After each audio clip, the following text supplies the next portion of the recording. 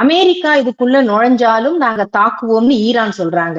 Iran இப்ப வந்து open hand, அவங்க வாழ்வா சாவா, எனக்கு இதுக்கு ஒரு முடிவு தெரிஞ்சாகணும் அப்படிங்கிற ஒரு கதையில அவங்க இறங்க ஆரம்பிச்சுட்டாங்க.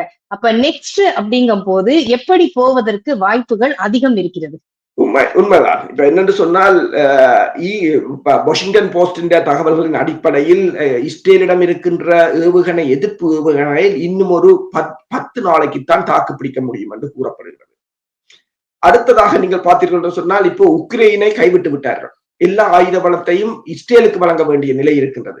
ஆனாலும் இஸ்ரேலுக்கு வழங்கினாலும் ஒரு இரவுக்கு இஸ்ரேல் வந்து தாக்கு பிடிப்பதற்கு கிட்டத்தட்ட 250 மில்லியன் டாலர்கள் செலவாகிறது என்று கூறுகிறார்கள். ஒரு இரவு அவர்கள் தாக்கு பிடிப்பதற்கு. இஸ்ரேலில் இருந்த அழிவுகளை நீங்கள் பார்க்கலாம். பல இடங்கள் 1948 ஆண்டுக்கு பிறகு ஏவுகணைகள் வீழ்ந்திருக்கின்றன. ஒரே ஒரு ஏவுகணை வீழ்ந்தது டெல் அவி பகுதியில். பங்குச்சந்தை கட்டிடமாக இருக்கலாம், இராணுவ தலைமையகமாக இருக்கலாம், மிகப்பெரிய என்று பங்குச்சந்தையின் வீழ்ச்சி வந்து கிட்டத்தட்ட 14 பில்லியன் டாலர்களை வைப் அவுட் பண்ணிவிட்டது. 3% பங்குச்சந்தை கூட வீழ்ச்சி அடைந்திருந்தது.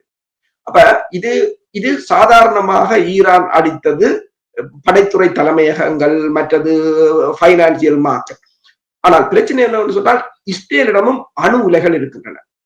அப்ப ஈரான் ஏவுகணைகளை தடுக்க முடியாத நிலையில் இருக்கின்றன. ஈரானிடம் இன்னும் ஏவுகணைகள் இருக்கின்றன. இப்ப அடிச்சது வந்து கரம்ஷா ஏவுகணையைத்தான் அடித்தார்கள். சஜீல் என்ற ஏவுகணை இன்னும் தூரம் போகக்கூடியது. எல்லாம் ஹைப்போசோனிக் ஏவுகணைகள். கிட்டத்தட்ட நீங்கள் வேகத்தை பார்க்கலாம். அந்த வீடியோவில் பாத்தீங்கன்னா தெரியும் அது போகிற வேகத்தை. கிட்டத்தட்ட ஒளியை விட மாக் 13 to 15 என்று சொன்னால் கிட்டத்தட்ட ஒளியை விட 15-13 மடங்கு வேகத்தில் போகக்கூடியது. அதை தடுக்கக்கூடிய நிலையிலும் இல்லை.